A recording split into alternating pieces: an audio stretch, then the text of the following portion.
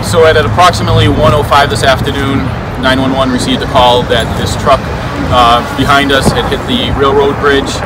The impact of that, of them hitting that bridge, caused a 55-gallon drum within that truck to rupture, and we have a leak of human hydroperoxide. The material is basically a irritant that will that we have to keep people away from, but it's not overly toxic. It's not combustible by itself, but if you have it touch certain materials, or if it's heated, it can become combustible. It will explode violently with certain products that will not be anywhere near it. It is it's a very stable scene. We have our state hazmat team just arriving now.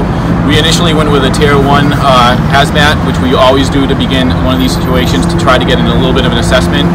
We are going to make an entry just to verify the material, the amount that is leaking. So we bumped it up to a tier 2. Again, this is just as a precautionary measure to make sure that the guys on scene have enough help and all the safety precautions necessary. Once they determine the extent of the leak, they'll have probably Clean Harvest come in and clean up the leak. The main issue right now is traffic. The traffic coming in from Cambridge Street is now closed from Southbridge to the highway. So we're asking people to just be cognizant of the increased traffic in the area, and if they're able to avoid the area, to please try to avoid that area. The injuries? There are no injuries at all. We did evacuate 2 commercial occupancies just as a precaution, just because they're right in that zone. And we have 1 residence that we're keeping people away from because they're just so close to where the incident is being worked.